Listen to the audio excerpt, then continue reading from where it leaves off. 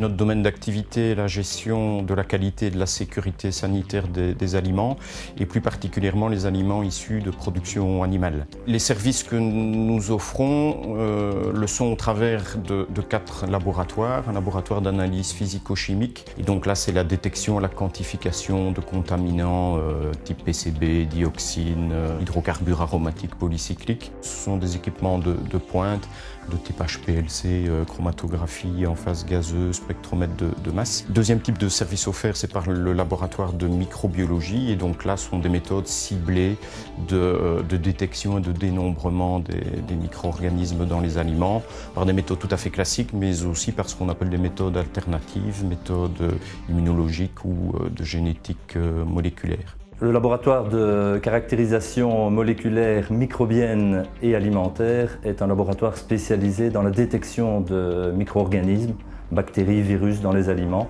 mais également il permet de faire la caractérisation de ces micro-organismes ou la caractérisation des aliments. Donc nous pouvons pratiquement faire toutes les déterminations utiles pour les industriels pour évaluer la qualité microbiologique ou la sécurité de leurs produits. En ce qui concerne les aspects technologiques, il s'agit cette fois-là de la caractérisation des aliments, différentes caractéristiques physico-chimiques ou organoleptiques. Je pense notamment à la viande et aux produits de viande, des paramètres tels que la couleur, la texture, la rétention d'eau. Ces laboratoires sont en fait associés à une unité pilote depuis peu, donc une unité pilote dédiée à la transformation agroalimentaire, dans laquelle il est possible de simuler l'influence des procédés de transformation, de conditionnement, les conditions de conservation, tout cela sur la qualité et la sécurité sanitaire des aliments. Et cette unité pilote a pour caractéristique de répondre à des exigences de biosécurité assez strictes qui nous permettent notamment de simuler des contaminations accidentelles par des germes pathogènes de type Listeria, Salmonella. Nous participons à des formations via 3 canaux essentiels.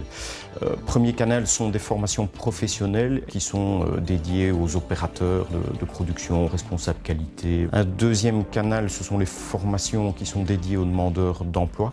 Et donc là, nous collaborons aux activités du centre de compétences Formalim. Et enfin, troisième canal, nous organisons des formations spécialisées sous certificat universitaire. Donc là, ce sont évidemment des formations approfondies, dédiées à des responsables qualité, à des responsables d'entreprise.